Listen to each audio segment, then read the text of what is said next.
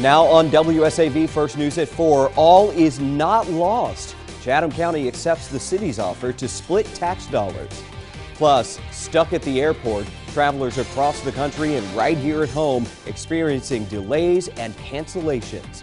And power grid problems. Vandals attack another state, causing concern nationwide.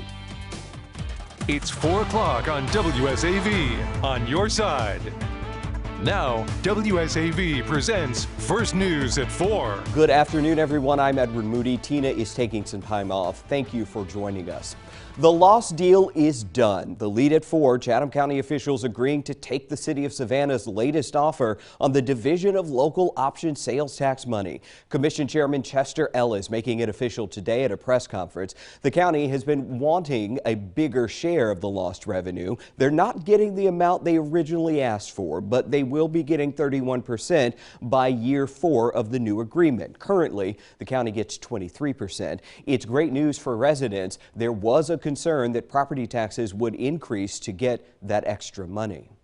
Well, days of extreme winter weather across much of the country continuing to impact travel. Southwest Airlines now operating at 1/3 its regular schedule for the next several days. It's an effort to clear up the backlog of passengers. Nearly 3,000 flights were canceled yesterday, leaving thousands of people stranded. Well, WSAV's Kyra Jones spent the day talking to frustrated passengers at Savannah Hilton Head International Airport about their experience trying to get back home.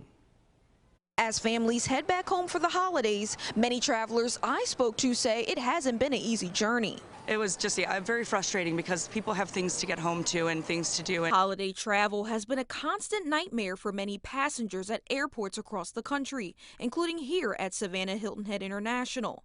Mike Petrino tells me that he and his family were supposed to fly home to New York early Christmas Day, but after multiple delays and cancellations, they won't get home until late Tuesday night. The flight kept getting canceled, postponed time and time again. And by the time we got here, no one notified us that the TSA shuts down at 8:30 at night.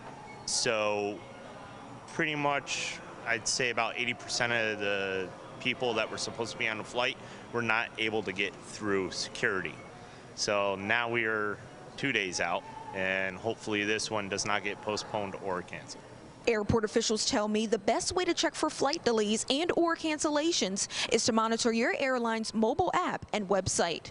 Reporting in Savannah, Kyra Jones, WSAV News 3 on your side. Now, WSAV News 3 on your side weather with Storm Team 3 Viper Radar, powered by the Dozier Law Firm. Right now in the Coastal Empire and Low Country, we are still running on the cooler side, but in this forecast, it is time to emerge from the cold. And some of us need to do this sooner than others because take a look at what has happened in New York. This is where a restaurant is right along the lakeshore. It is literally covered in ice. Arctic temps, blizzard conditions, and the spray from Lake Erie has encased a lakeshore restaurant in Hamburg. Now, the owner says icicles started forming on Friday, and the ice has just kept forming. Now, and he says it's too early to know what the damage will be. Now, back here at home, I do have some good news for you as far as taking care of those outdoor plants. If they didn't die like mine did. Tonight is going to be the last night that we are dropping below freezing. By Thursday night into Friday morning, temperatures will start that warming trend. And before you know it, temperatures will be running above average. Right now, as we take a live look out on Tybee Island, water temperature in the low 50s. And I've seen some of you. There's been some people getting out on the water today. I don't know how you do it. To me, it's still too cold. 54 degrees right now in Savannah. We have 53 degrees in Beaufort, 55 in Glenville, and it's 54 degrees in Statesboro. And we still have all this cold air that's over much of the country. And that colder air is still trying to sink to the south, but we are tracking a warming trend day by day. So in the forecast tonight, under clear skies, winds will be light. At 8 o'clock, we're dropping to 40. We're down to 37 at 11 and down to 29 by 5 o'clock in the morning. Very latest on our Viper radar. It's quiet with high pressure sitting in control just over parts of the Carolinas. This is going to keep us with clear skies tonight and sunshine tomorrow. So look at how low it's still going to get. 25 in Hampton, 26 in Statesboro, 28 will be the low in Rincon. Hilton Head, you will stay above freezing with a low of 36, 28 in Savannah, 26 in Hinesville, and then Baxley, you are dropping to 28. Your forecast tomorrow, this warming trend will keep up. Look for high of 59 degrees, putting us very close to that normal high of 61 degrees. Sunshine all day long. And in the 7-day forecast, we just keep on warming up. Highs will be in the low 70s by Friday, but we do have a storm system coming over the weekend, so rain showers are likely on Saturday. You get the sunshine gradually back on Sunday for the first day of 2023. Now in tonight's time saver traffic, we've had a crash along I-95 northbound from Chatham into Jasper County, so there is a backup there. The very latest with our drive times for Highway 21, no delay. So getting from Chatham County into Effingham is actually taking less time, taking about 18 minutes. And I'll have much more coming up in just a few. Edward, back to you. All right, thank you, Chris. As freezing temperatures impact the nation, there's been another attack on electric power stations, this time in Washington state. It may be the latest in a series of deliberate attacks on the nation's power grid. Tom Costello reports. It happened early Christmas morning. 3 power substations in the Tacoma area targeted and vandalized. Another on Christmas night. Arriving officers found blue flames, the perimeter fence cut. In all, 14,000 people left without power. Amanda Clark lost electricity and her well water.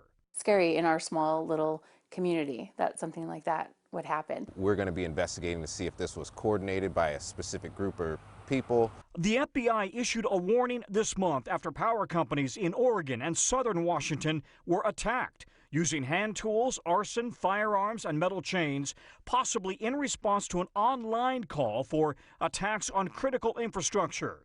In North Carolina, substations were attacked with gunfire, knocking out power to 45,000 homes and businesses. A Homeland Security Terrorism Advisory warned in November that domestic actors and foreign terrorist organizations maintain a visible presence online to motivate supporters to conduct attacks in the homeland.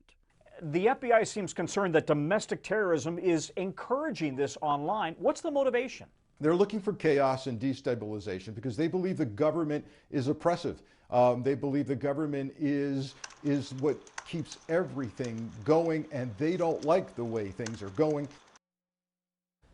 New at 4, Savannah police investigating what they're calling a murder-suicide. It happened on December 23rd. Officers were called to a Pennsylvania Avenue home where they found 29-year-old Ebony Drayton with life-threatening injuries. She did not survive. A second victim in the home was also shot but is expected to be okay. Police were then called to the 200 block of Randolph Street where they found 30-year-old Devontae Daniels dead from an apparent self-inflicted gunshot wound. Investigators say Daniels and Drayton have a child together. A News 3 follow-up now. Richmond Hill police say they have located 33-year-old Tiffany Perry. She was reported missing on December 16th.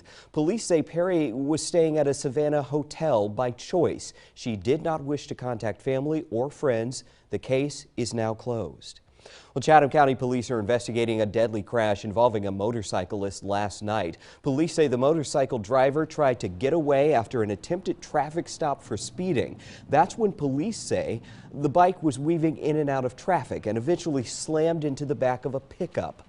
Now, we've now learned that the driver had multiple warrants from Chatham and Bryan counties, had escaped federal prison, and was wanted by the U.S. Marshals. The motorcyclist hasn't been identified yet. The driver of the pickup truck was not injured.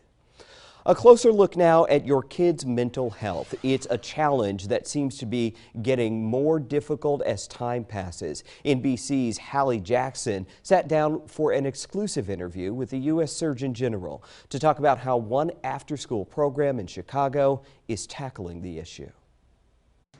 For high schoolers in Chicago, a different kind of class. This after-school program centering on the mental health of teens. What a lot of people do is they cover it up. Latrell Scott, who's 17, says adults sometimes don't get it. In my experience as a teenager, they have quite literally shunned me, shunned my emotional state sometimes. And it's taken a lot of work to actually learn how to speak and be honest and open with myself. Nearly half of high schoolers have reported feeling persistently sad or hopeless in the past year. Startling statistics that only begin to illuminate how deep the teen mental health crisis is in this country. It's why programs like this one exist, a partnership between Adler University and After School Matters, intended to help students connect with therapists and get access to behavioral health services. The teens now are so much braver. I think they are demonstrating more openness to talk about their mental health. The nation's top doctor visiting to see for himself earlier this month. Mental health is the defining public health challenge of our time. Should there be more investment in programs like these then? Is that the answer? Well, it's part of the answer, and yes, there should be more investment there, because when kids do better, it doesn't just benefit their mental health, it doesn't just reduce chances of anxiety and depression, but it also improves how they perform in school. It improves how they show up for their family and their friends. For Dr. Vivek Murthy, like for so many of us, it's deeply personal. In my own life as a child, I struggled a lot with my mental health. I felt lonely at times. I struggled with anxiety, but I didn't know who to talk to about it. I felt this real sense of shame. And I look at my own children now, who are 4 and 6, and I don't want them to go through what I went through. I want them to know that if they need help, that it's okay to ask for help. The Surgeon General sounding the alarm, issuing a rare public health advisory about the youth mental health crisis, and he's been working to elevate the conversation. Just talking about it can be part of the solution, right? Raising the visibility, putting a spotlight on this matters. It absolutely does, and we know that we've got to change culture by having better conversations, more open conversations about mental health. Conversations like the ones happening in Chicago, where nearly 8 in 10 students who participated said they feel more hopeful about their future. If I want my life to get any better, then what can I start doing? Like 14-year-old Claudine Agasanan. If I'm really feeling down and I need someone to talk to, I have to go and talk to someone to make myself better. More conversations mean stronger connections, mean better health. Hallie Jackson, NBC News, Washington.